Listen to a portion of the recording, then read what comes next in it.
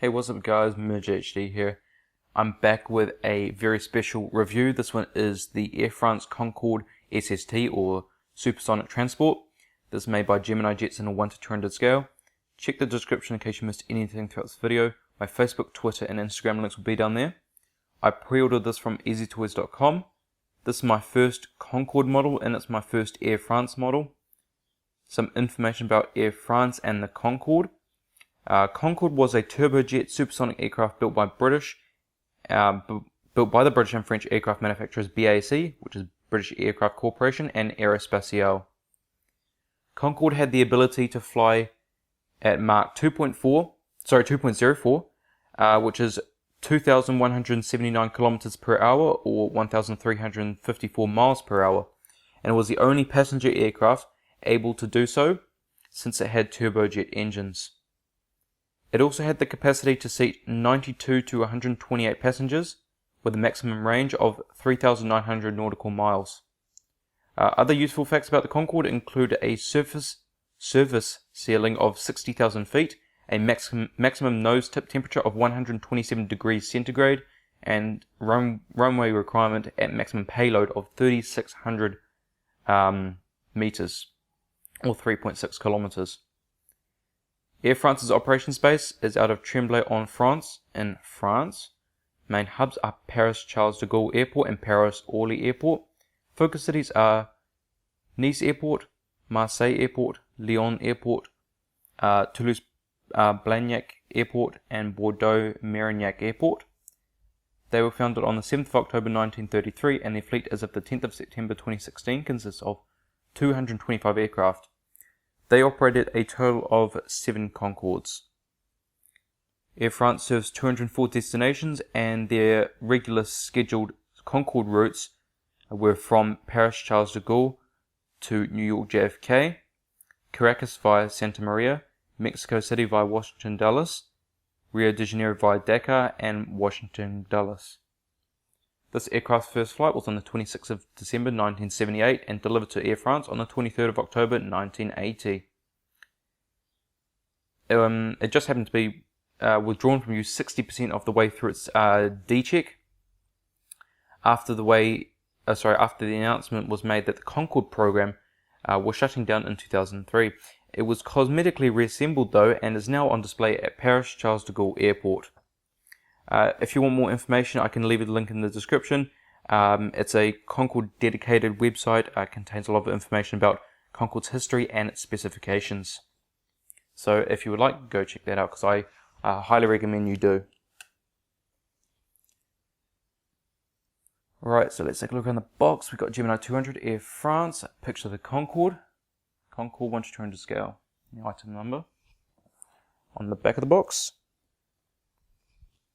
we have, let's create a shadow right here so you can read it. Normal kind of stuff which you would see on a Gemini Jets box. The top, the right hand side, the bottom, and the left. And before I open it up, it's good that they've added this flap like they have done with the 787s and so on. So I'll bring this into view so you can read it. And if you would like, just pause it and read it. Quite a good bit of information there about the Concorde. And as you can probably tell, you can see the aircraft from there. Now let's take a quick look at it.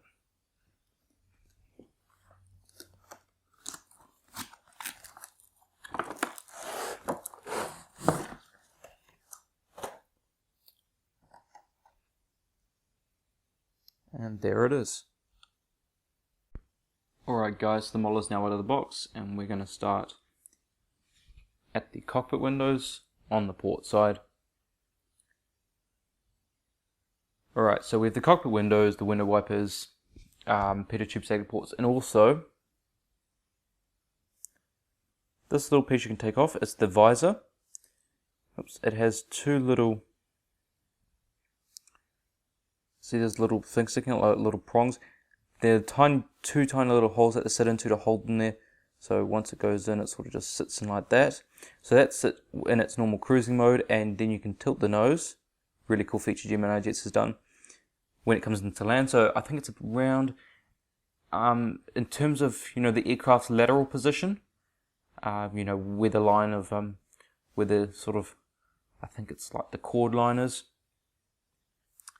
It's from engineering, just, I think it's correct from my, what you would say. That's what I learned from my engineering class. It's about 12.5 degrees angle that the nose dips down. And the visor in the real aircraft would slide under, and it would sort of sit no further out than where I'm placing the visor now, which is pointing where it is. It would sit out no further than that. So that's pretty cool. So I'm just going to put it back up in the nose up position. It's normal cruising position. And also you see here this, you'll get a better view on top and below, but this little line, it sticks out. In fact, there are no horizontal stabilizers, so you wonder where the elevators. That's the elevator. This is known as a canard design, which is a type of duck. It's French, but you see other aircraft, other high-speed supersonic aircraft like the Eurofighter Typhoon has it. It just gives the aircraft more maneuverability, because if they had horizontal stabilizers, there would be too much drag from the actual surface itself, and so these allow the aircraft to move much more efficiently and give the pilots a better feel. Also, we have, it says Group Air France, so it's just the Air France group. SkyTeam logo just beside the first cabin door, because Air France are a member of SkyTeam, which is a group of 20 airlines, and obviously that was put on right near the end of the Concorde service, because it wouldn't have been included most of the time. Mainly because SkyTeam was non-existent. Air France titles, and then we have part of the registration on the first gear door. Sits quite a way back, the gear. That's because a lot of the weight is at the back of the aircraft. So FF, coming across the leading edge of the beautiful delta wing, and there you have the main gears. Also, you can see at the front of the gears there's like a little right here, this little piece that's sort of in front of the wheels that just stops anything from flicking up into the engines. Obviously it didn't prove to be too helpful on that fateful day in Paris, but it's the way things go. We have the red navigation light. You can just see a bit of the engine, or engines, because there are two on each side.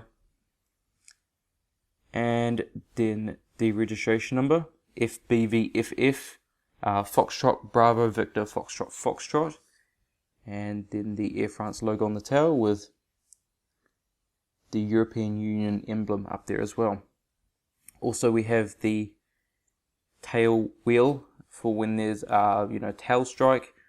Well, in this case it wouldn't be a tail strike, but it would just knock on the wheel. So because the Concorde used to land at such a high angle that this was obviously required, and they couldn't have that long of a tail, and then that's why they made their gears so high, because it would it would have dragged on the tail. And I'll show the engines real quick. A really nice design that Gemini Jets have done with the engines. Just knocked off the visor. Sorry, put that back on. Okay.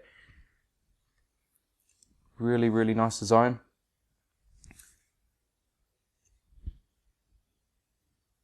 Also, they've included this with... Actually, I should show this. Sorry, I should have shown you this first. They've included this with the model. Just a piece of paper explaining, just be careful with them. They will break, and also Just be wary about it. So these are known as clamshell doors or bucket type doors. Oops. And so you can close them up or keep them open. So they were open before, now they're closed. So bucket or clamshell type doors that you would have seen on aircraft such as the 737-200.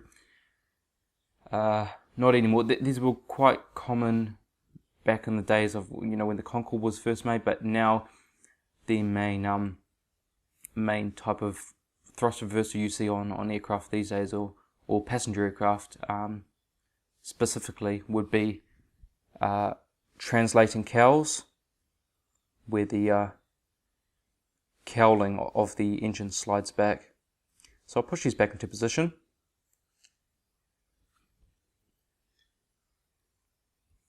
And these engines are called, you get a better view underneath, by the way, because of course the engines are underneath the wing. These are Rolls-Royce Snecma Olympus 593 Mach 610 engines. Pretty powerful engines. The dry thrust is 32,000 pound force each, which is 140 kilonewtons, and including the afterburner, it is 38,050 pound force of thrust, which is 169 kilonewtons each. So incredibly powerful. In fact, each engine would only be roughly, very roughly, 3 times less powerful than one, G90-115B on a 777-300ER. So that means 2 engines would only be 1.5 times less powerful, I think. Yes, 1.5 times less powerful than one G90. So that's incredible. But then again, it is, it does have afterburners, and it is a supersonic jet. There is no APU there. I think the APU exhaust is on the side here. So that's the APU exhaust right there.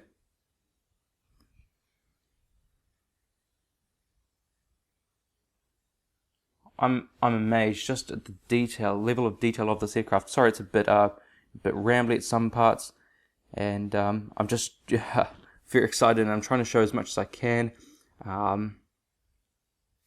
Yeah. So again, on this side, it's all the same. Pitot tube static ports with the visor. We have the Air France Group titles and the Air France titles. Put the registration on the gear door there. Then we have the green navigation light. And then on the tail we have the Air France logo, European Union logo, and the registration number. Alright, so let's take a look underneath the model now.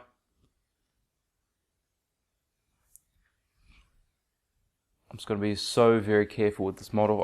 I love this model, except the visor keeps falling off. But that's not an issue too much for me, because once it goes on the stand, or once it's in its position displayed, it ain't going to be moved. So there we go. So there's a better view of those elevators, those canard elevators. There's the gear door there, a very long gear door, because that's where the wheel would be stowed forwards. So the Delta design, there's an antenna. Hole for the stand, main gears, gear doors, Gemini Jets logo. Here's the intakes for the engines. Let's take a look. There we go. Very nicely detailed. Got the ailerons, flaps. These, so you got, that would be your low speed aileron, and these would be your high speed aileron. But these two would also be flaps on landing. That's just aileron on landing. Could act as a flap as well, or just after it's touched down, could set itself in the flap position. And then on this wing, we have the registration number. And then, sorry about this, trying to keep it in focus. we have the tail wheel and APU housing. Top of the aircraft. Sorry, as I said, the visor's not there. It fell off again. Antenna.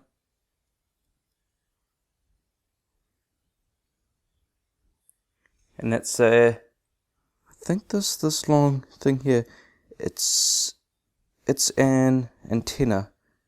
It's so radio, it's a comms antenna. Top of the wings there again, and down towards the tail.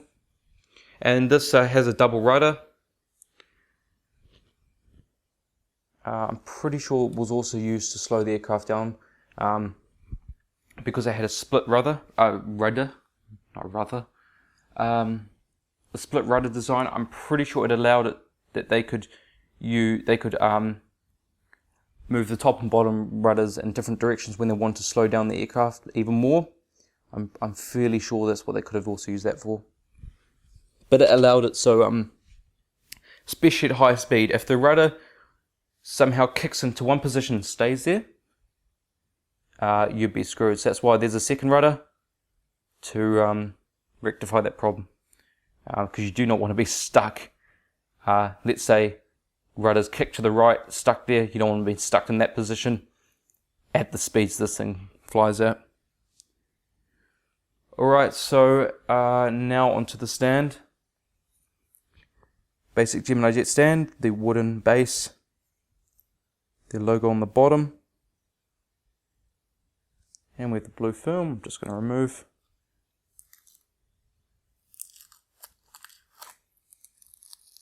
Okay, and then we have the padding on top of the stand so you don't scratch the model underneath.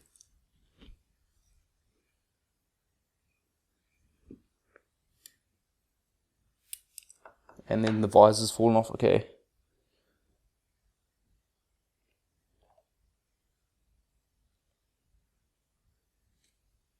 So what I might do, I might set this in the nose down position. So like it's coming in for landing. This is one time where I prefer the stand to be in a really steep position to show, how steep it would be. Gears are magnetic, so they can be easily removed and put back in position.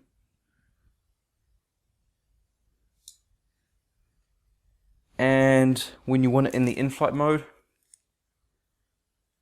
you do have gear doors to use if you wish.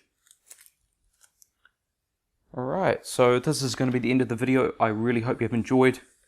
This is a fantastic model. I highly recommend you get one if you haven't got one already. Please like the video if you did enjoy.